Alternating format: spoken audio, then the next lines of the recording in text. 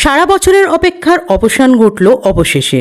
মন্ত্রী অখিল গিরি ডেমুরিয়ার রথযাত্রার রথের রশ্মি টেনে আজ 7ই জুলাই রথযাত্রার শুভ সূচনা করলেন। পূর্ব মেদিনীপুর জেলার ডেমুরিয়ার রথের ঐতিহ্য 350 বছরের। জগন্নাথ, বলরাম, সুভদ্রা তিনটি পৃথক রথ শুভ সূচনা করলেন এলাকার বিধায়ক তথা রাজ্যের কারা দপ্তরের মন্ত্রী অখিল গিরি। রথযাত্রার শুভ সূচনায় উপস্থিত ছিলেন জেলা খাদ্যকর মাতকক্ষ তমালত তরু দাস মাহাপাত্র, রামনগর 2 ব্লকের বিডিও অখিল মণ্ডল, ডেমুরিয়ার রথযাত্রা কমিটির সম্পাদক অলোক চৌধুরী সহ প্রমুখ ব্যক্তিবর্গ।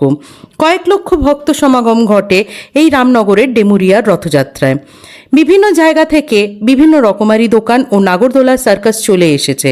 রথযাত্রা উপলক্ষে বিভিন্ন দোকানের স্টল যেমন বসেছে, ঠিক তেমনিভাবে বিভিন্ন অনুষ্ঠানেরও আয়োজন করা হয়েছে। দেশ বিদেশ থেকে বিভিন্ন দল এসেছে ডেমুরিয়ার এই ঐতিহ্যবাহী রথের মেলায়।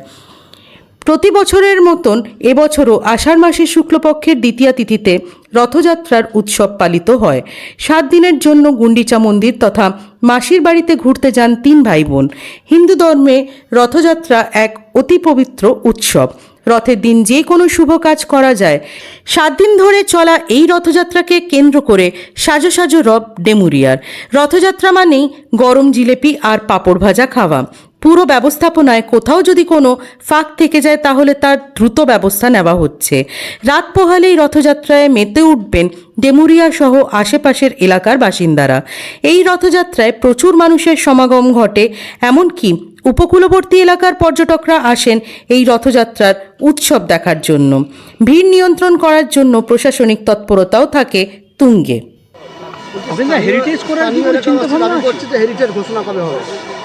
এই জগন্নাথ মন্দির এবং এই মেলা রাজ্য সরকার স্বীকৃতি দিয়েছে। বহু বছর পর, অনেক দিন পর এই রাজ্য সরকার এই মেলাকে স্বীকৃতি দিয়েছেন। যেন বিডিও এখানকার এই উৎসব কমিটির সভাপতি থাকেন, তিনি থাকেন। সরকারের পক্ষ থেকে আমরা থাকি, পঞ্চায়েতের পক্ষ থেকে এখানে উপপ্রধান পিনাকি আছে এবং আমাদের অন্যান্য সবাই আছেন। পঞ্চায়েত সমিতির পক্ষ থেকে আছে, সদস্যরা আছে, ওয়াসিম আছে, রহমান, সবাই থাকেন। যেহেতু রাজ্য সরকার এই মেলা স্বীকৃতি দিয়েছেন, কিন্তু তার আগেও সবাই থাকতেন। কিন্তু এই মেলা হেরিটেজের ব্যাপারে আমরা রাজ্য সরকারের কাছে দাবি জানিয়েছি, ধীরে ধীরে করে যাতে হেরিটেজ প্রমাণিত করা যায় বা হেরিটেজ লিপিবদ্ধ করা যায় রাজ্য সরকারের, সেটা আমরা নিশ্চিত চেষ্টা করছি। আগামী দিনে নিশ্চিতভাবে আমরা সফল হব। বলছি, মহিষাদলের রথ তো এখনো হেরিটেজ ঘোষণা হয়নি, মহিষাদল হয়নি। নিশ্চিতভাবে এটা হেরিটেজ ঘোষণা করতে গেলে রাজ্য সরকারের সেটা পরিকাঠামোগতভাবে কি কি উন্নয়ন দরকার, তার পরিকাঠামোগতভাবে সেটা রাজ্য সরকার চিন্তা ভাবনা করছেন। নিশ্চিতভাবে রাজ্য সরকারের মাথায় আছে। যেহেতু জেলাতে 2টি রথযাত্রা, খুবই বড় রথযাত্রা। পরবর্তীকালে দীঘাতে আবার জগন্নাথ মন্দির হচ্ছে। সেদিন পরশুদিন খবর কাগজে দেখেছেন, মুখ্যমন্ত্রী বলেছেন যে আগামী বছরই জগন্নাথ মন্দির উদ্বোধন হবে। এবারে যেহেতু মন্দির আমরা সম্পূর্ণ করতে পারি, তার জন্যে রথযাত্রা করা গেল না। তাই আমরা সামনে বছর সেখানে মন্দির উদ্বোধন হবে। রথযাত্রা আনুষ্ঠানিকভাবে আগামী বছর 2025 সালে রথযাত্রা উৎসব শুরু হবে। নিশ্চিতভাবে রাজ্য সরকারের এটা চিন্তা ভাবনার মধ্যে আছে বলেই জগন্নাথ মন্দির করেছেন। আগামী দিনেও হেরিটেজ যাতে করা যায় আমরা দেখব। মুসলিম এবং হিন্দু, এটা কি বেশি বিশেষ বৈশিষ্ট্য ডেমুরিয়া?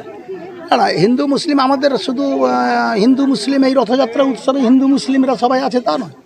মহরম অনুষ্ঠান আর কিছুদিন পরে, এই তো আমাদের কয়েকদিন পরে উল্টো রথের পরের দিন মহরম অনুষ্ঠান হবে, সেখানে হিন্দু মুসলমান থাকে। আমাদের এখানে সম্প্রীতির এটা জায়গা, শুধু মৈতনা নয়, রামনগর নয়, আমাদের এটা সব জায়গায় দেখবেন। মহরমে আমরা আছি, ঈদ উৎসবে আমরা আছি, ওরা আমাদের এখানে রথযাত্রায় আছে। এখানে যত সব দুর্গা পূজায় এখানে আছে। এবং ওয়াসিম নিজে মুসলিম ধর্মের, ইসলাম ধর্মের মানুষ হয়ে ও কালী মন্দির তৈরি করছে। ওর মেলা কমিটির সভাপতি এখানে এই উৎসব কমিটির, এবং ওর জায়গায় যেখানে মহরম হয় সেখানে কালী মন্দির হচ্ছে। ও নিজে তত্ত্বাবধানে কালী মন্দির তৈরি করছে। এখানে আমরা ঈশ্বর, আল্লাহ সবই এক।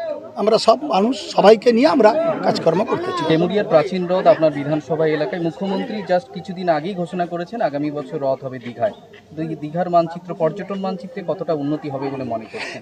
বহু পর্যটক এখানে আসবেন, এবং মুখ্যমন্ত্রী শুধু দীঘাতে নয়, দেখবেন অনেক পর্যটন কেন্দ্রগুলোতে ধর্মীয় স্থানগুলোকে পর্যটন কেন্দ্র গড়ে তুলছে, আবার পর্যটন কেন্দ্রগুলোকে ধর্মীয় স্থান গড়ে তুলছেন। দেখবেন তারাপীঠ, ফুরফুরা শরীফ, আমাদের দীঘা, বিভিন্নভাবে যেগুলো পর্যটন কেন্দ্র, সেখানে যে সমস্ত বিভিন্ন ধর্মের মানুষ আসে, সেখানে পর্যটকরা তারা ধর্মীয় কাজকর্ম করতে পারে, তার জন্য তিনি সেই জায়গায় ফুরফুরা শরীফ যেমন উন্নত করেছেন, ইসলাম ধর্মের মানুষরা তারা সেখানে গিয়ে আল্লাহকে স্মরণ করতে পারবে। আর ঠিক দীঘাতে এসে জগন্নাথ মহাপ্রভু তাকে স্মরণ করতে পারবে, জগন্নাথ মন্দির করছে বিভিন্ন জায়গায়। এটা রাজ্য সরকারের যে চিন্তাভাবনা, মুখ্যমন্ত্রী ধর্মীয় স্থানকে পর্যটন কেন্দ্র গড়ে তোলা আর পর্যটন কেন্দ্রকে ধর্মীয় স্থান গড়ে তোলা।